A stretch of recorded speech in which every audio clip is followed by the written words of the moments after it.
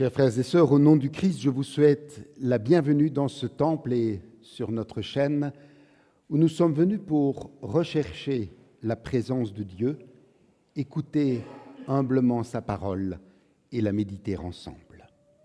Le Christ nous accueille tels que nous sommes et il nous rappelle la bonne nouvelle de l'Évangile. Qui que nous soyons, la grâce, la miséricorde et la paix nous sont données gratuitement de la part de Dieu notre Père et de Jésus-Christ notre Sauveur dans la communion du Saint-Esprit. Amen. Je vous invite à la prière. Tendre Père, nous te remercions ce matin pour tout ce qui nous rapproche de toi. Nous te remercions pour l'Écriture sainte qui décrit ton action avec ton peuple et retrace pour nous les paroles et les actes de notre Seigneur Jésus-Christ.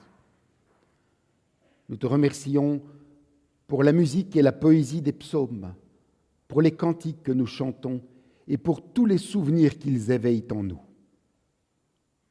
Nous te remercions pour la porte ouverte de la prière que nul ne peut refermer.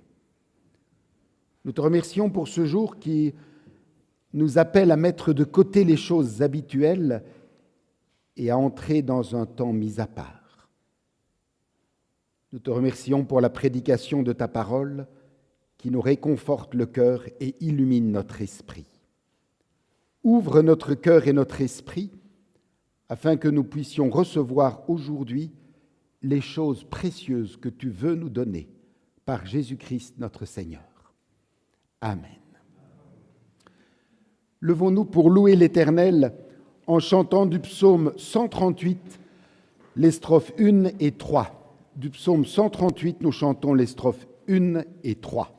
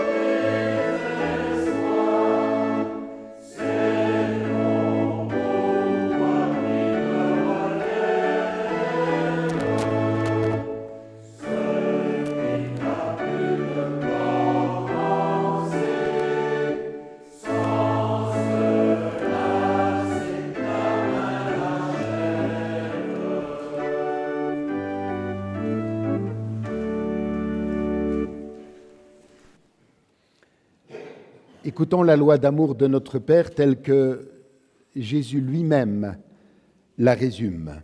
Que ces paroles nourrissent notre foi et orientent nos actions. Soyez miséricordieux, dit Jésus, comme votre Père est miséricordieux. Ne jugez pas et vous ne serez pas jugés. Ne condamnez pas et vous ne serez pas condamnés. Pardonnez et l'on vous pardonnera. Pourquoi m'appelez-vous Seigneur, Seigneur, et ne faites-vous pas ce que je dis ? Je vous donne un commandement nouveau, aimez-vous les uns les autres comme je vous ai aimés. À l'amour que vous aurez les uns pour les autres, tous reconnaîtront que vous êtes mes disciples. Chers frères et sœurs, si nous comparons notre vie durant la semaine écoulée à la loi d'amour parfaite de notre Père, nos manquements, nos étroitesses, nos erreurs apparaissent vite à nos yeux. C'est pourquoi nous faisons maintenant humble confession de nos péchés devant Dieu. Prions.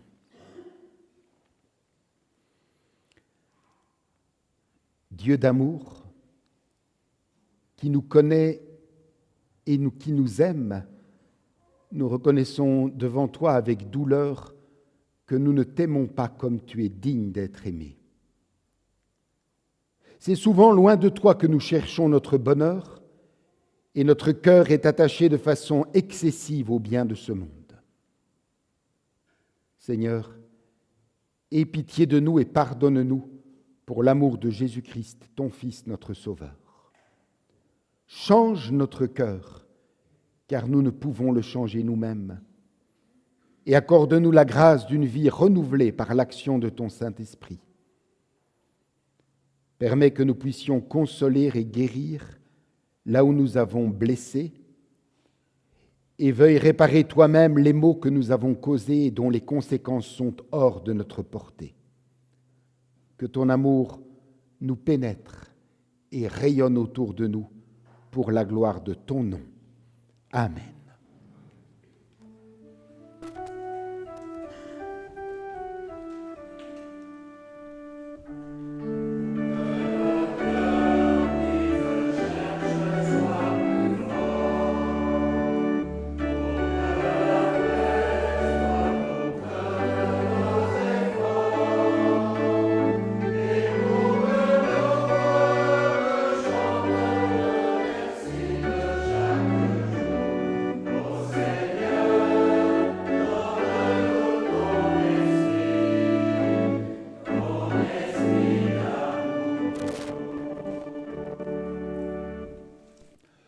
Levons-nous pour recevoir le pardon de Dieu. Jean le clame avec force dans son évangile. Dieu a tant aimé le monde qu'il a donné son Fils unique, afin que quiconque croit en lui ne périsse pas, mais qu'il ait la vie éternelle. À tous ceux qui se tournent vers Dieu et cherchent leur salut en Jésus-Christ, au nom du Père, du Fils et du Saint-Esprit, nous déclarons que Dieu accorde ici et maintenant le pardon de leurs péchés. Amen.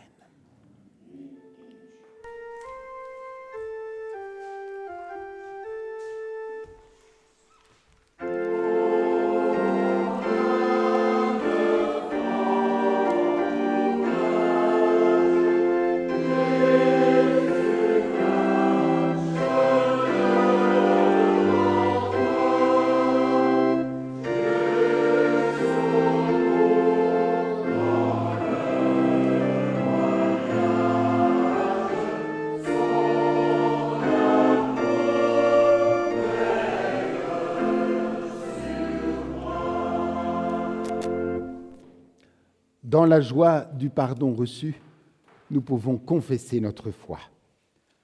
Nous croyons que le Père est amour. Il est source de vie, de force et de beauté. Tout ce qui vit dans l'univers est rempli de sa présence. Il donne un sens à notre vie et nous apprend à la respecter. Il est éternellement jeune et il soutient notre croissance. Pour réparer nos gâchis, il a envoyé son Fils, son unique. Nous croyons que le Fils est venu nous révéler l'amour. Né de la Vierge Marie, il est semblable à nous en tout point, sauf le péché. Frère aîné de toute l'humanité, il a lui-même choisi la dernière place. Il s'est fait par amour pauvre et petit pour être le frère du plus pauvre et devenir notre plus proche parent. Il n'a vécu que pour les autres, obéissant jusqu'à la mise en croix. Vainqueur de la mort et du péché, il nous entraîne dans le sillage de la résurrection. Un jour, il nous jugera tous sur l'authenticité de notre amour. Nous croyons que l'Esprit est feu, souffle et clarté. Il nous apprend à prier, à nous aimer, à nous engager aussi dans un monde en chantier dont nous sommes responsables. Nous croyons que l'Église est en marche, qu'elle se renouvelle, qu'elle annonce un évangile stimulant et cherche à ne devenir que service et accueil dans la fidélité au Christ.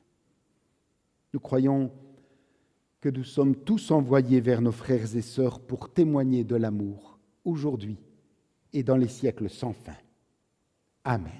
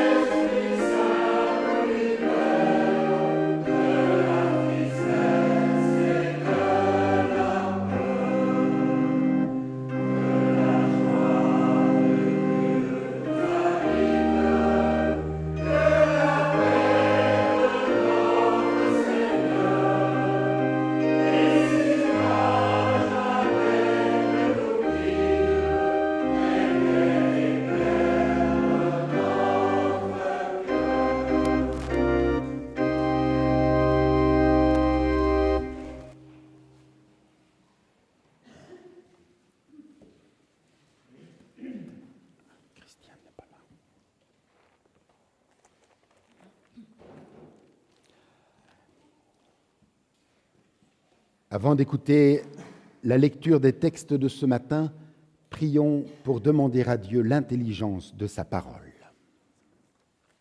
Seigneur, nous voici devant toi pour entendre la parole que tu veux nous dire aujourd'hui. Permets que, dans les paroles humaines que nous allons entendre, nous puissions chacun entendre dans notre cœur la parole que tu veux nous adresser aujourd'hui, à nous. Viens toi-même nous donner ton esprit afin que ces paroles puissent découler la nourriture spirituelle dont nous avons besoin pour avancer sur notre route vers ton royaume. Amen.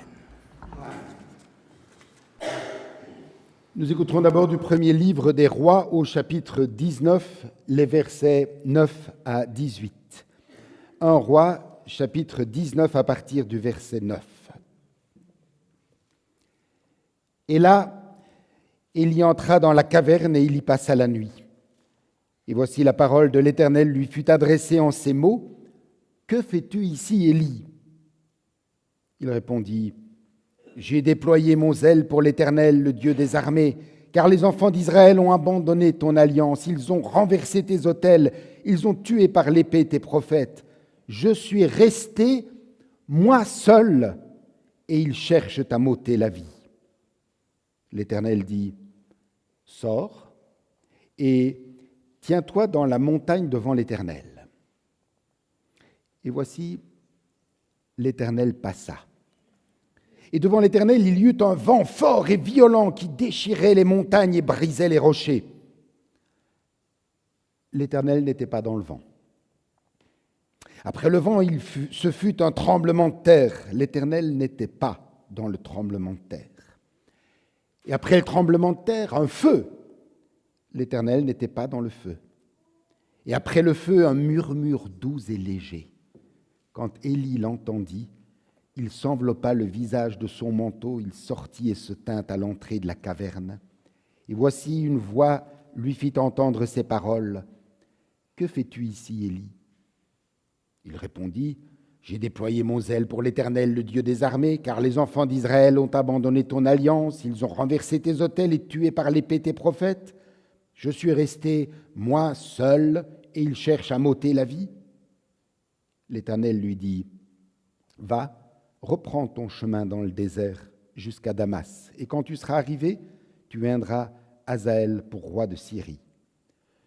Tu oindras aussi Jéhu, fils de Nimshi, le roi d'Israël, et tu oindras Élisée, fils de Shaphat, d'Abel-Méhola, pour prophète à ta place. Et il arrivera que celui qui échappera à l'épée de Hazaël, Jéhu, le fera mourir, et celui qui échappera à l'épée de Jéhu, Élisée le fera mourir. Mais je laisserai en Israël 7000 hommes, tous ceux qui n'ont point fléchi les genoux devant Baal et dont la bouche ne l'a point baisé. » Nous écouterons ensuite dans l'Épître aux Romains, au chapitre 11, les 6 premiers versets. Romains 11, à partir du verset 1er. Je dis donc, Dieu a-t-il rejeté son peuple? Loin de là, car moi aussi je suis israélite, de la postérité d'Abraham, de la tribu de Benjamin. Dieu n'a point rejeté son peuple, qu'il a connu d'avance. Ne savez-vous pas ce que l'Écriture rapporte d'Élie, comment il adresse à Dieu cette plainte contre Israël?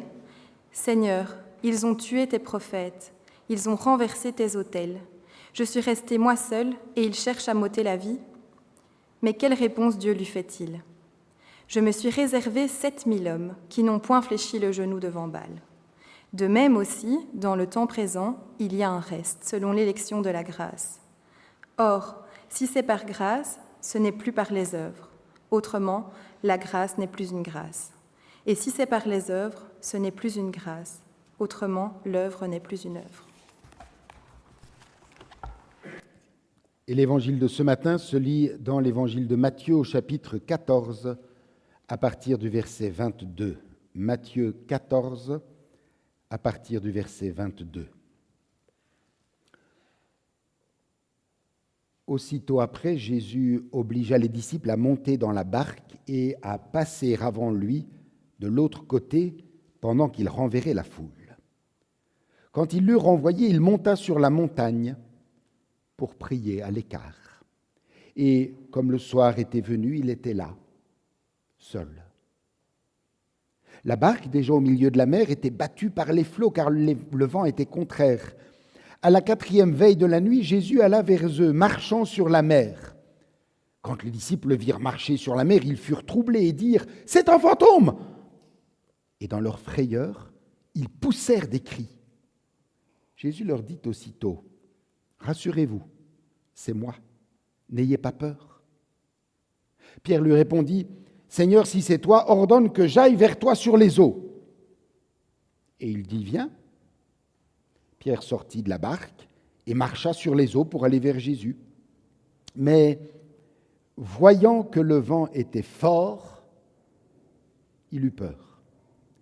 Et comme il commençait à s'enfoncer, il s'écria « Seigneur, sauve-moi !» Aussitôt Jésus étendit la main, le saisit et lui dit « Homme de peu de foi, pourquoi as-tu douté ?» Et ils montèrent dans la barque et le vent cessa. Ceux qui étaient dans la barque vinrent adorer Jésus et dire « Tu es véritablement le Fils de Dieu. » Seigneur, ta parole est la vérité. Ce matin encore, sanctifie-nous par ta vérité. Amen. Et pour nous préparer à méditer ces textes, je vous invite à chanter du cantique 230 les 2 premières strophes. Du cantique 230, nous chantons les 2 premières strophes.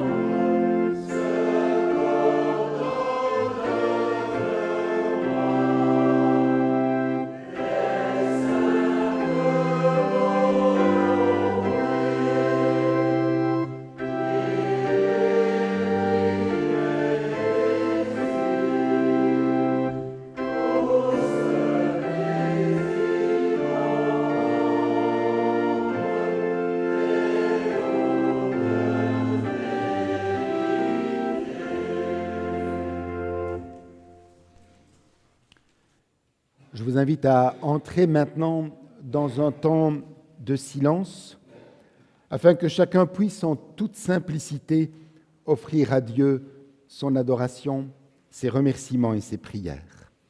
Prenons ce temps de communion avec Dieu dans le silence.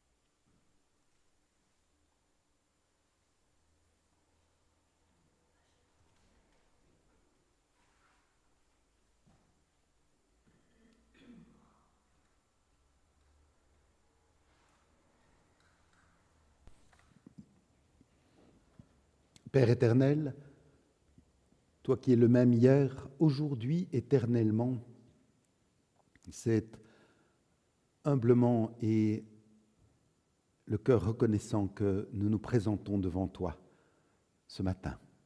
Oui, merci pour tous tes bienfaits, pour ceux que nous remarquons parce qu'ils sortent de l'ordinaire, mais aussi pour tous ces bienfaits que nous avons perdu l'habitude de remarquer tellement ils nous semblent ordinaires, voire même dus. Père aimant, aide-nous à ouvrir les yeux et à regarder avec ton regard, en ne nous arrêtant pas uniquement sur les choses extérieures.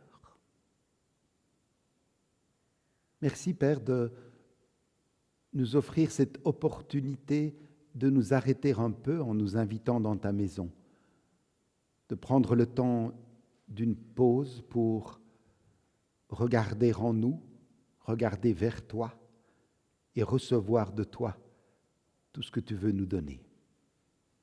Te sommes reconnaissants de nous offrir par cette invitation renouvelée dimanche après dimanche, de nous offrir un moment de respiration. Père, dans la joie d'être réunis en ta présence, unis aussi à nos frères et sœurs qui vivent ce culte avec nous à partir de chez eux, nous te confions tous ceux et toutes celles qui traversent des périodes difficiles, que ce soit à cause d'une souffrance physique, relationnelle, psychique, morale.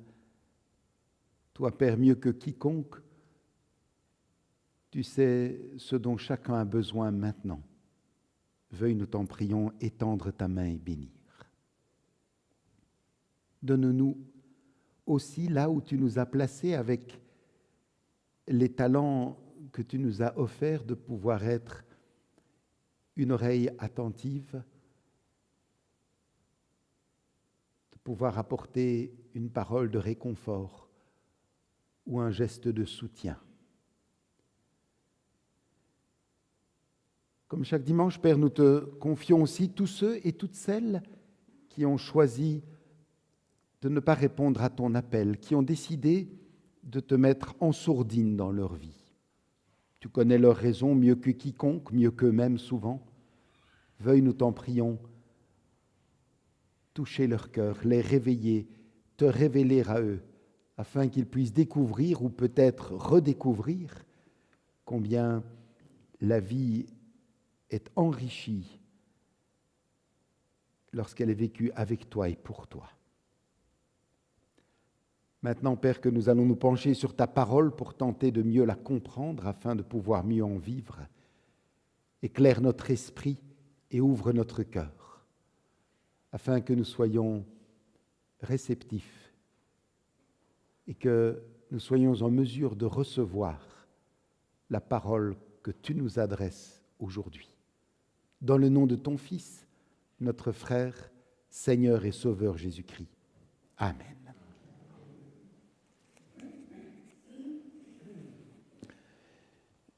Chers frères et sœurs, le verset que je vous propose de retenir ce matin pour nous conduire dans notre méditation est cette parole que Jésus adresse à ses apôtres dans l'évangile de Matthieu, chapitre 14, verset 27, lorsqu'il leur dit « Rassurez-vous, c'est moi, n'ayez pas peur ». Souvenons-nous du contexte qui nous renvoie au texte de dimanche dernier. Nous en souvenons, Jésus vient de nourrir une foule immense avec 5 pains et 2 poissons.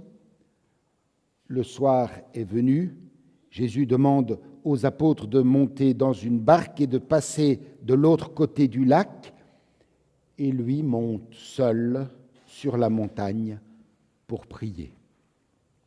Et la nuit avance, les disciples rament péniblement car, nous dit l'Évangile, le vent est contraire. Vers la fin de la nuit, Jésus décide de les rejoindre et, pour aller vers eux, il marche sur les eaux.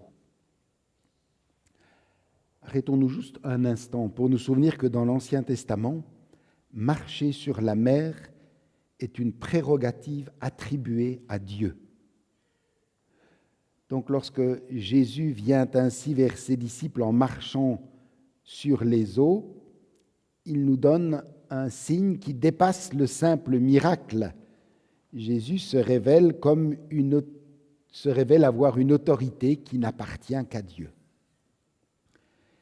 Les disciples, épuisés d'avoir ramé presque toute la nuit, aperçoivent au loin cet être sur les eaux. Ils prennent peur, ils croient voir un fantôme. Et Jésus va mettre fin à leur affolement en leur adressant cette parole au verset 27. « Confiance, c'est moi, n'ayez pas peur. » En français, c'est un peu faible, « c'est moi ».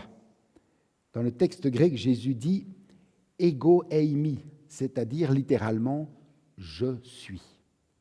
Jésus dit « confiance, je suis, n'ayez pas peur ». Ces mots peuvent faire résonner pour le lecteur attentif les mots par lesquels Dieu lui-même révèle son identité. « Je suis ».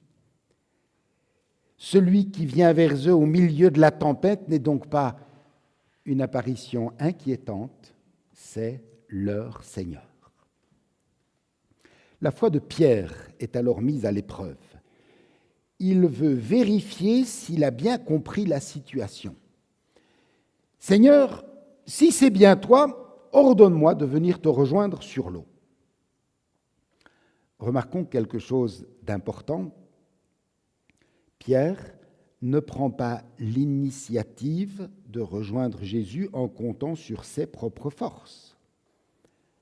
Pierre demande à Jésus de l'appeler. Il attend une parole, il attend une invitation. Il sait qu'avec ses propres forces, il ne pourra jamais marcher sur la mer. Et là, Jésus dit simplement, « Viens ». Et Pierre ose sortir de la barque. Il marche sur les eaux pour aller vers Jésus.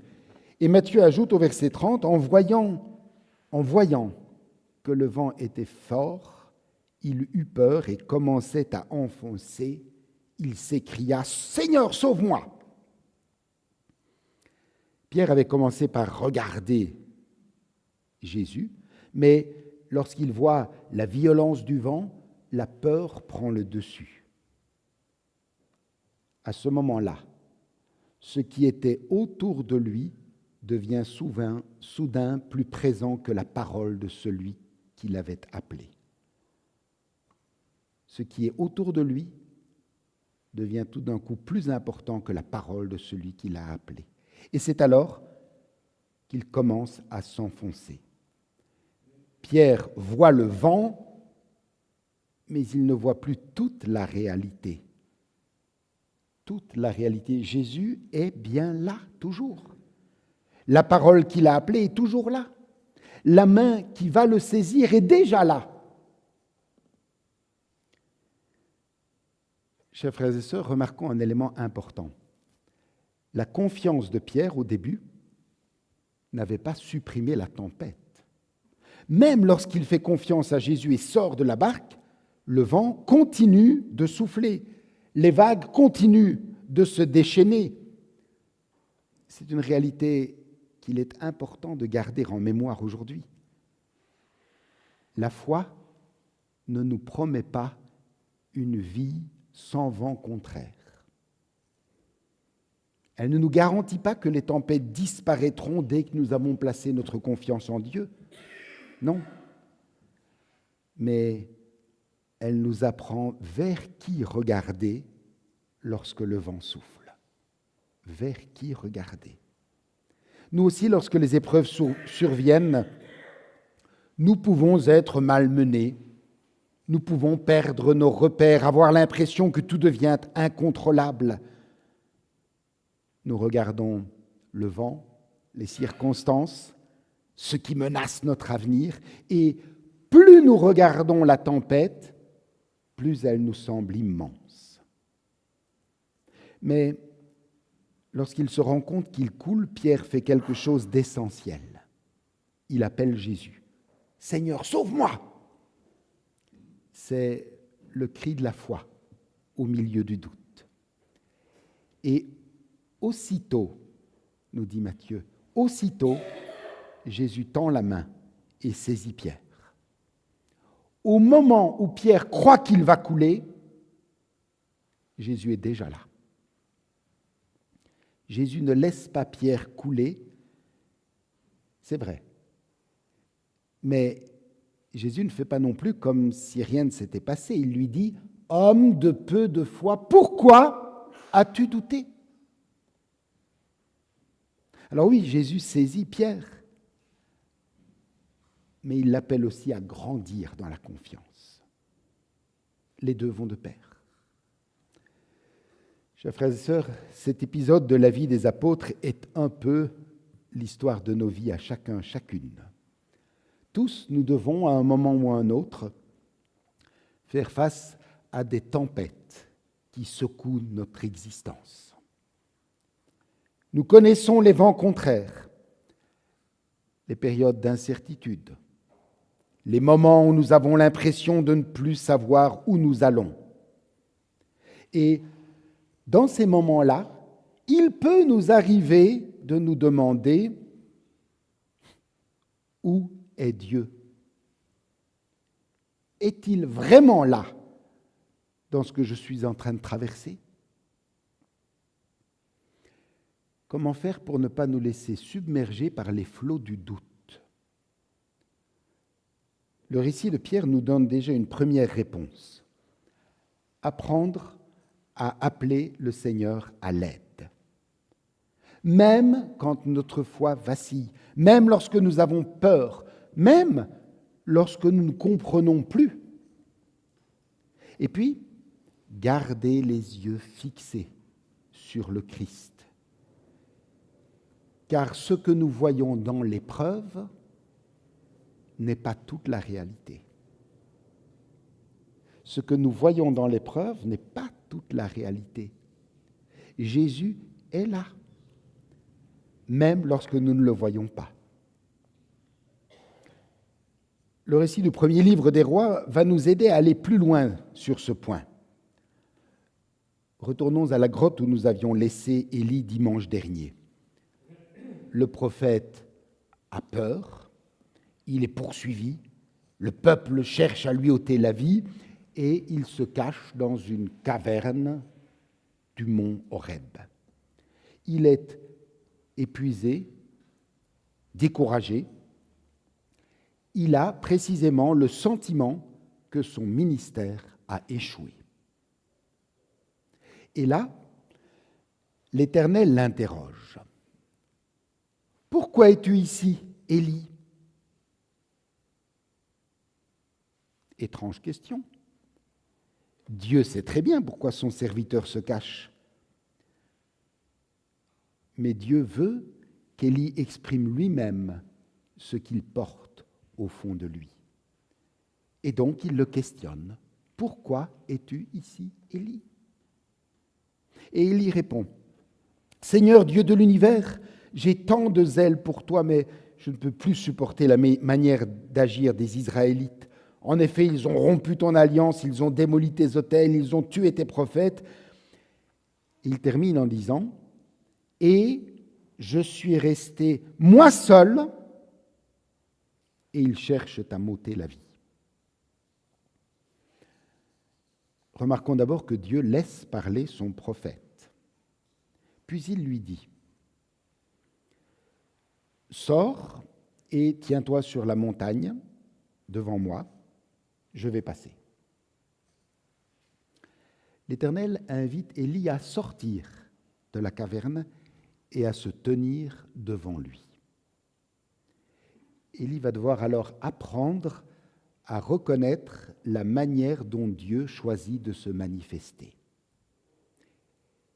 Et là, Élie voit défiler devant lui des phénomènes plus extraordinaires les uns que les autres. Un ouragan, un tremblement de terre, un feu. Mais Dieu n'est pas dans l'ouragan, il n'est pas dans le tremblement de terre, il n'est pas dans le feu.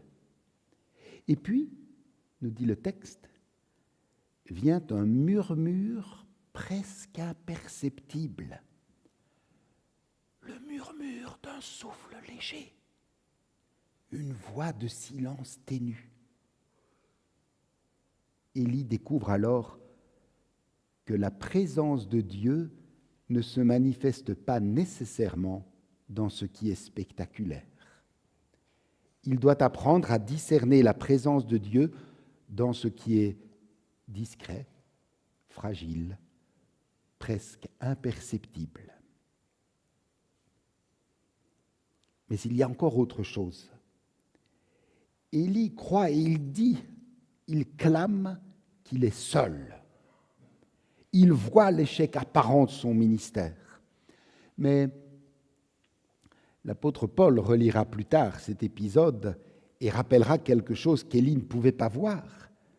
Dieu s'était réservé 7000 hommes qui n'avaient pas fléchi les genoux devant Baal. 7000! Pierre et Élie ont quelque chose en commun. Tous les deux traversent un moment où ce qu'ils voient semble devenir toute la réalité. Pierre voit le vent, il commence à s'enfoncer. Élie voit l'infidélité d'Israël, il croit être seul. Mais dans les deux cas, Dieu est là. Et la réalité de sa présence dépasse ce qu'ils peuvent voir. Élie voyait sa solitude, Dieu voyait les 7000. Élie voyait l'échec, Dieu voyait encore son œuvre. Élie voyait une menace, Dieu voyait encore plus loin. Et Paul ajoute quelque chose d'essentiel, ce reste subsistait par la grâce de Dieu. L'œuvre de Dieu ne dépendait donc pas de ce qu'Élie pouvait voir. Dans l'épreuve, nous pouvons avoir l'impression que tout s'effondre, que nous sommes seuls, que le mal a gagné. Mais n'oublions jamais que ce que nous voyons n'est pas toute la réalité. La foi ne consiste pas à nier ce que nous voyons. La foi ne remplace pas la réalité par une illusion. Elle nous apprend à voir la réalité avec Dieu. Elle consiste à reconnaître que la tempête n'est pas toute la réalité. Et c'est pourquoi nous devons aussi apprendre à écouter. Lorsque nous cherchons à entendre la voix de Dieu, chacun, chacune, posons-nous la question, lorsque je cherche à entendre la voix de Dieu, qu'est-ce que je fais? Que faisons-nous?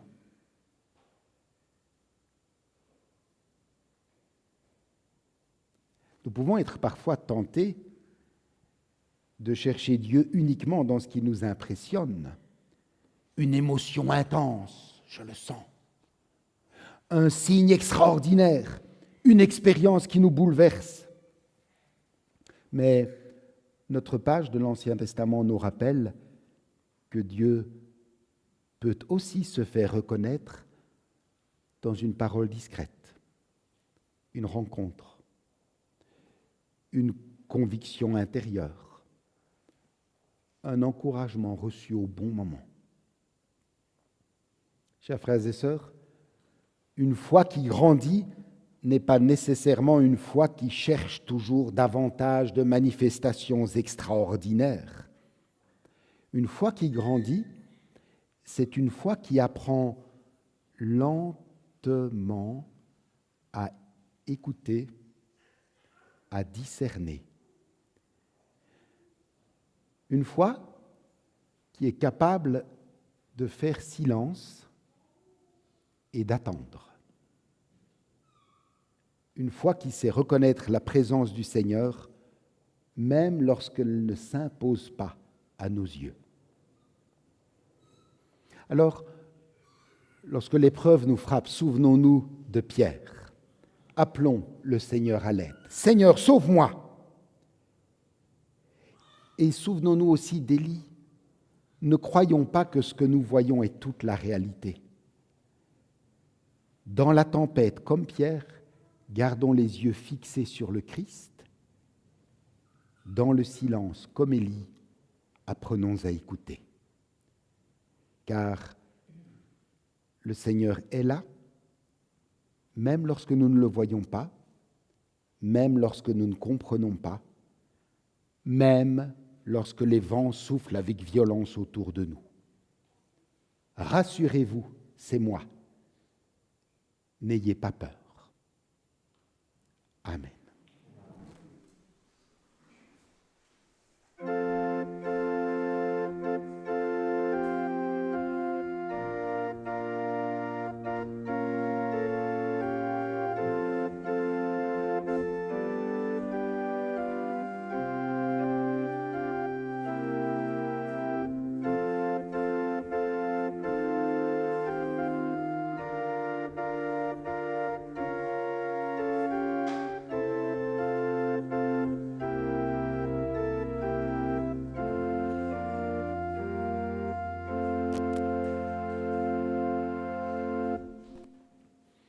C'est le moment des annonces.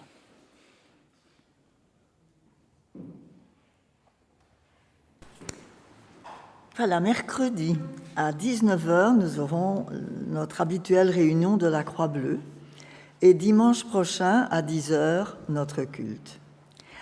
Alors pour le samedi 29 août, notez déjà, nous aurons notre 16e tournoi de pétanque organisé au profit des activités du Cercle de Jeunes. Alors, vous recevrez un petit billet qui reprend toutes les informations concernant cette journée. Un petit billet, voilà, comme vous avez reçu pour le rallye. Nous avons le même pour la pétanque avec toutes les infos. Bien sûr, l'inscription se fait ce jour-là pour les participants au tournoi de pétanque, mais même celles et ceux qui ne participent pas au tournoi sont les bienvenus pour partager le dîner et venir encourager les joueurs. Donc, pour le repas, bien sûr, il est impératif de s'inscrire. Celles et ceux qui souhaitent y participer sont invités à se rendre auprès de Jean-Claude à la sortie du culte.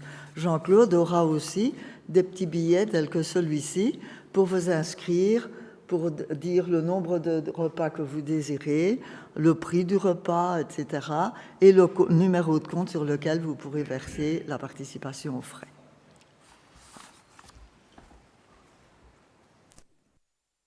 Paul disait à ses frères et sœurs de la paroisse de Corinthe que chacun donne selon ce qu'il a décidé dans son cœur, non pas à regret ou par obligation, car Dieu aime celui qui donne avec joie. Et pendant que notre offrande est recueillie, nous chanterons du cantique 411, les strophes 1, 2 et 4. Du cantique 411, les strophes 1, 2 et 4.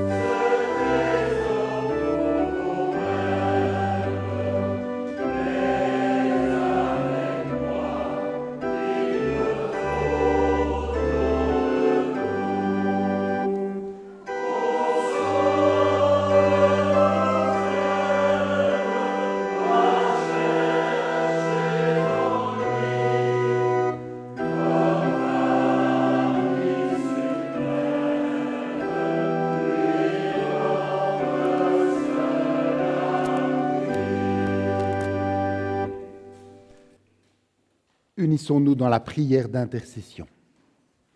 Ô Dieu notre Père, tu es le même hier, aujourd'hui, éternellement. C'est pourquoi nous te louons pour le témoignage unique que tu nous apportes par ton Fils Jésus-Christ.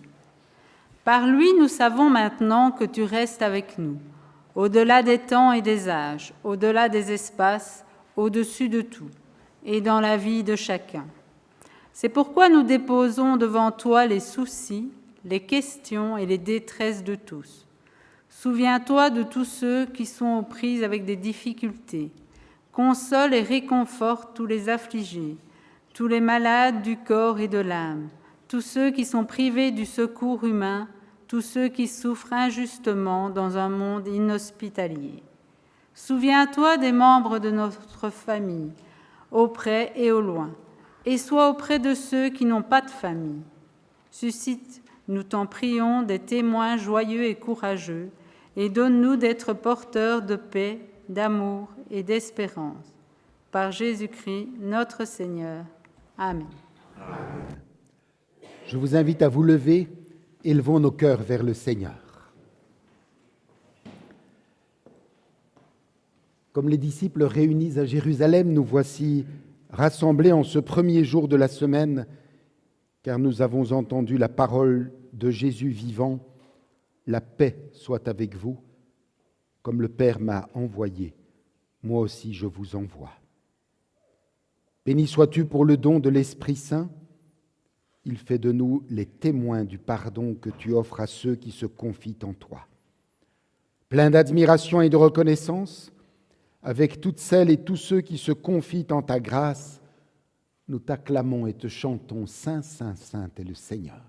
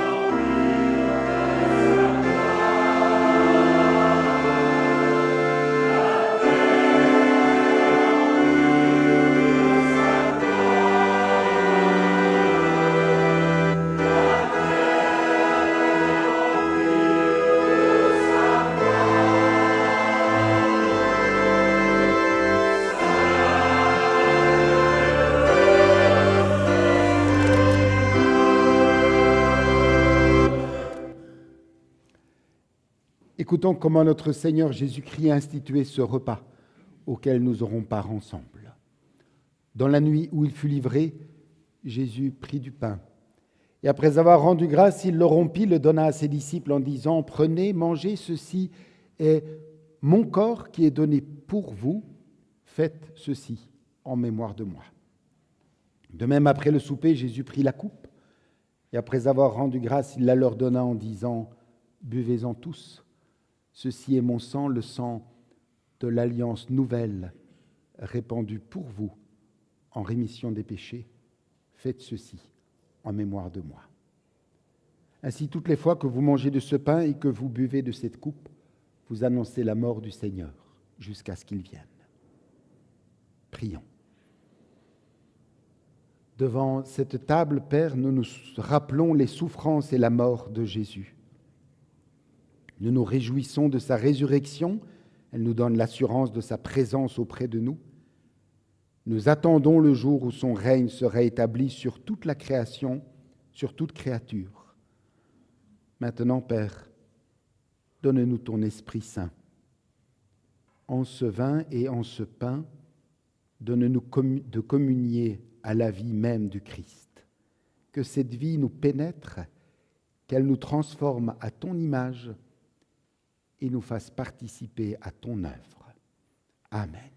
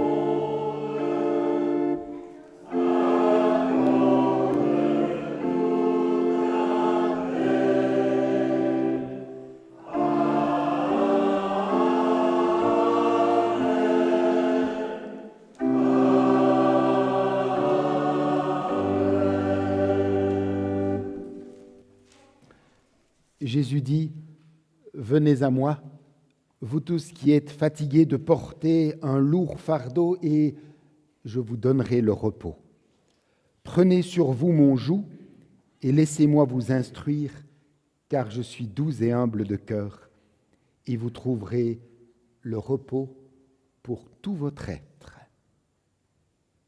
Chers frères et sœurs, en nous approchant de la table du Seigneur, souvenons-nous que notre place autour de celle-ci n'est possible que parce que nous reconnaissons notre indignité et que nous comptons sur sa grâce infinie.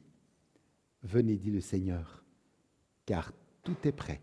J'invite ceux qui sont au deuxième rang à passer devant, juste là-bas.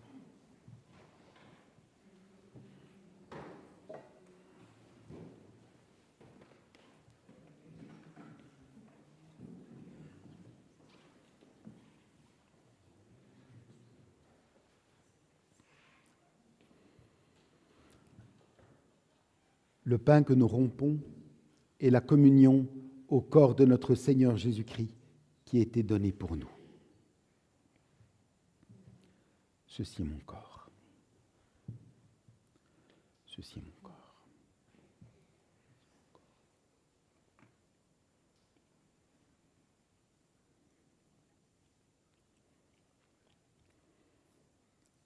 Lorsque nous recevons le pain, nous communions d'emblée. Lorsque nous recevons la coupe, nous la gardons en main pour pouvoir communier ensemble.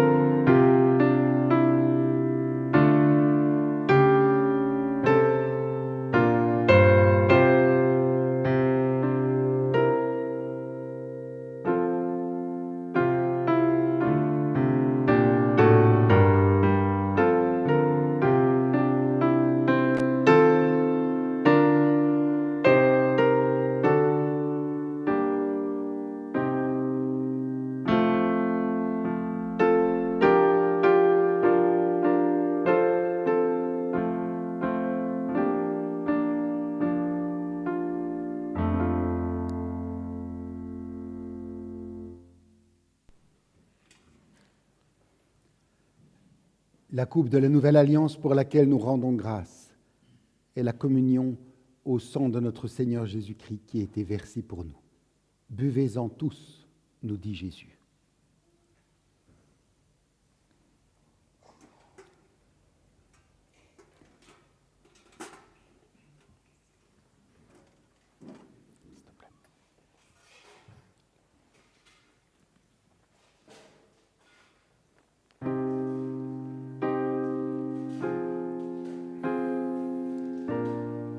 J'avais mis en l'Éternel mon espérance, et il s'est incliné vers moi. Il a écouté mes cris. Il m'a retiré de la fosse de destruction, du fond de la boue. Il a dressé mes pieds sur le roc. Il a affermi mes pas. Il a mis dans ma bouche un cantique nouveau, une louange à notre Dieu. Beaucoup l'ont vu et ont eu de la crainte, et ils se sont confiés en l'Éternel. Heureux l'homme qui place en l'Éternel sa confiance et qui ne se tourne pas vers les hautains et les menteurs.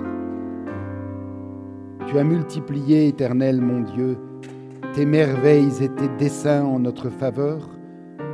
Nul n'est comparable à toi. Je voudrais les publier et les proclamer, mais leur nombre est trop grand pour que je les raconte. Heureux l'homme qui place en l'Éternel sa confiance.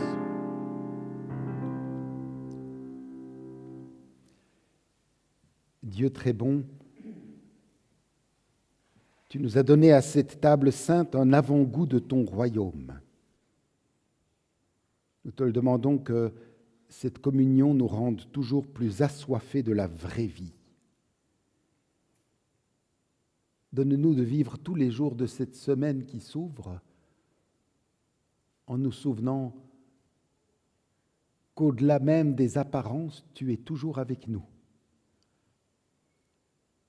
Aide-nous à ouvrir les yeux pour voir plus que la simple matérialité des choses, pour voir plus que les difficultés, les souffrances, la douleur, que nous puissions ne jamais oublier que tu es avec nous. Père, rends-nous tels que tu nous veux, par ton Fils, qui nous a appris à te dire d'une même voix, en nous donnant la main en signe d'unité. Notre Père qui es aux cieux, que ton nom soit sanctifié, que ton règne vienne, que ta volonté soit faite sur la terre comme au ciel. Donne-nous aujourd'hui notre pain de ce jour. Pardonne-nous nos offenses, comme nous pardonnons aussi à ceux qui nous ont offensés. Et ne nous soumets pas à la tentation, mais délivre-nous du mal, car c'est à toi qu'appartiennent le règne, la puissance et la gloire. Amen. Allez confiants dans l'amour du Père.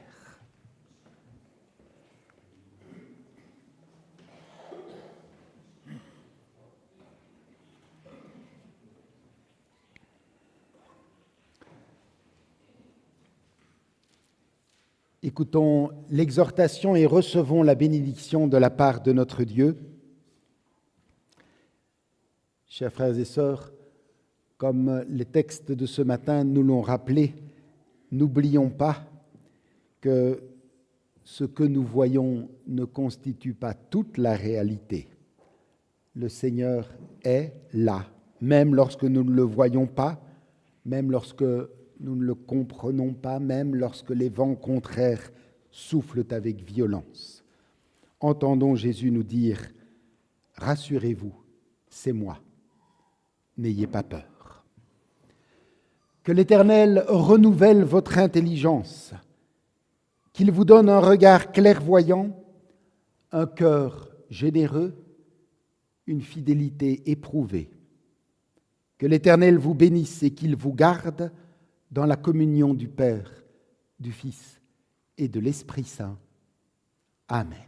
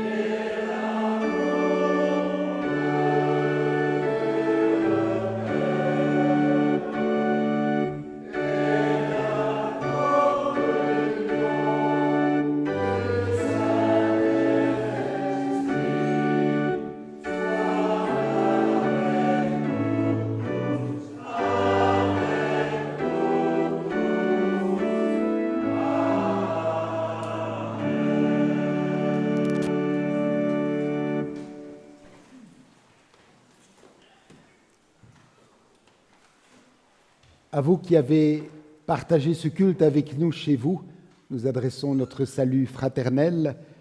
Que le Seigneur vous bénisse aujourd'hui et dans les jours qui viennent. Rendez-vous au prochain culte. Et pour nous qui sommes ici,